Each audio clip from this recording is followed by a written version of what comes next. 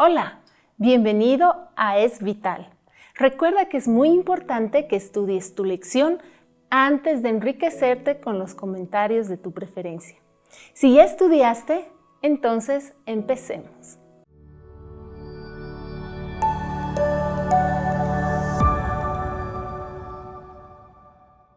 La lección de esta semana titula Jesús el sacerdote fiel y el estudio está basado en los capítulos 5 y 7 del libro de Hebreos.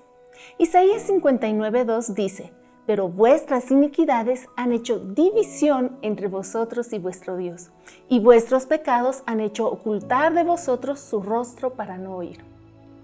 El pecado nos separó de Dios. Nuestra naturaleza corrupta y pecaminosa nos mantiene separados de Él e hizo que sea imposible obedecer su santa ley. Perdimos de vista su verdadero carácter. Sin embargo, Cristo vino a este mundo para cerrar ese abismo y se convirtió en nuestro fiel sumo sacerdote en lo que a Dios se refiere, para expiar los pecados del pueblo.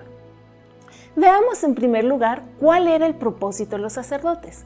Hebreos 5:1 al 4 dice que todo sumo sacerdote era constituido a favor de los hombres, en lo que a Dios se refiere, para que presente ofrendas y sacrificios por los pecados, para que se muestre paciente con los ignorantes y extraviados, puesto que Él también está rodeado de debilidad. Y por causa de ella debe ofrecer por los pecados, tanto por sí mismo como también por el pueblo. Y nadie toma para sí esta honra, sino el que es llamado por Dios, como lo fue Aarón. Como podemos ver en este texto, el propósito básico de un sacerdote era mediar entre los pecadores y Dios.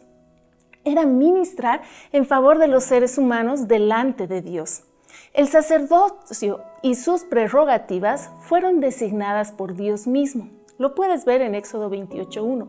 Y este no era un asunto insignificante como pretendía el rey Usías cuando entró en el templo para ministrar en el altar del incienso y quedó leproso hasta el día de su muerte. Por lo tanto, este ministerio, en primer lugar, lo otorgó Dios y en segundo lugar se lo dio única y exclusivamente a Aarón y a su descendencia, los levitas. En segundo lugar, veamos el sacerdocio de Melquisedec, ya que en Hebreos 5:10 dice que Jesús fue declarado por Dios sumo sacerdote según el orden de Melquisedec. ¿Quién era Melquisedec? Existen solo 3 libros en las Escrituras que mencionan a este personaje. Se encuentran en Génesis 14, 18 al 20, donde se lo describe como rey de Salem y sacerdote del Dios Altísimo, al cual le dio a Abraham los diezmos de todo.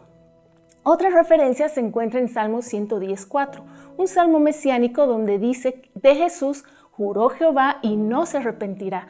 Tú eres sacerdote para siempre, según el orden de Melquisedec. Y finalmente en el libro de Hebreos, el capítulo 5, versos 5 y 6, el capítulo 6, verso 20 y en todo el capítulo 7 de manera más explícita. Pero, ¿por qué la Biblia dice que el sacerdocio de Jesús era según el orden de Melquisedec? Como vimos anteriormente, el sacerdocio fue entregado a los levitas, pero la descendencia de Jesús era de Judá. Puedes verlo en Mateo 1:1 y 2 y Hebreos 7:14. Aunque no pertenecía a la tribu de Leví, la tribu sacerdotal del antiguo Israel, Cristo llegó a ser un sacerdote superior y eficaz porque su sacerdocio concordaba con el orden de Melquisedec. Pero aquel cuya genealogía, la de Melquisedec, no es contada de entre ellos, la de los levitas, tomó de Abraham los diezmos y bendijo al que tenía las promesas, y sin discusión alguna el menor, Abraham, es bendecido por el mayor, Melquisedec. Ten en cuenta que este rey y sacerdote recibió el diezmo de Abraham, lo que hace que su sacerdocio fuera anterior y superior al de Leví. Por ende, el sacerdocio de Melquisedec tipifica adecuadamente el real sacerdocio de Cristo, entendiendo que Jesús no fue su sucesor, sino que su sacerdocio fue similar, como dice Hebreos 7, 15 al 16. Y esto es aún más manifiesto si a semejanza de Melquisedec se levanta un sacerdote distinto, no constituido conforme a la ley del mandamiento acerca de la descendencia, sino según el poder de una vida indestructible.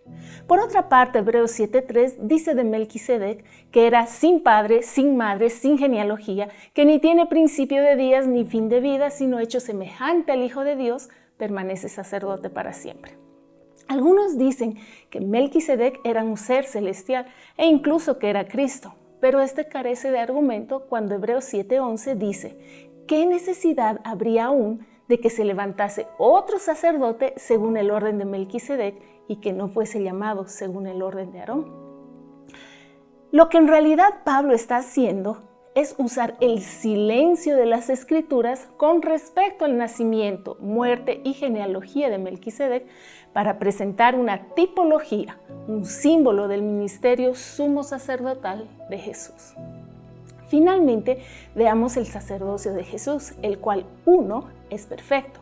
Si pues la perfección fuera por el sacerdocio levítico, porque bajo él recibió el pueblo la ley, ¿qué necesidad habría aún de que se levantase otro sacerdote según el orden de Melquisedec y que no fuese llamado según el orden de Aarón? Como podemos ver, el sacerdocio de los levitas no era perfecto, sencillamente porque ellos también eran humanos, con debilidad e ineficacia. En cambio, el de Jesús sí era perfecto, pues habiendo sido perfeccionado, vino a ser autor de eterna salvación para todos los que le obedecen, y fue declarado por Dios sumo sacerdote según el orden de Melquisedec. 2. Es eterno, como dice Hebreos 7:21, tú eres sacerdote para siempre, pues la base de su sacerdocio es según el poder de una vida indestructible, y por cuanto permanece para siempre, tiene un sacerdocio inmutable. La salvación que ofrece Jesús es total y definitiva, es eterna. Y 3, es sin pecado, como lo presenta Hebreos 7:26, porque tal sumo sacerdote nos convenía, santo, inocente, sin mancha, apartado de los pecadores y hecho más sublime que los cielos. Su sacerdocio no era como el de los hombres, que por ser pecadores necesitaban ofrecer primero sacrificios por sus propios pecados, pues Jesús, siendo hombre, fue tentado en todo según nuestra semejanza, pero sin pecado. Él no se corrompió como nosotros. La función del santuario, los sacrificios y el ministerio sacerdotal era temporal e ilustrativo. Tenían el propósito de señalar el ministerio de Jesús y su sacrificio. Dios quería conducir al pueblo a depositar su fe en Jesús como el Cordero de Dios que quita el pecado del mundo y como el gran sumo sacerdote que traspasó los cielos. Que Dios te bendiga. Nos vemos la próxima semana.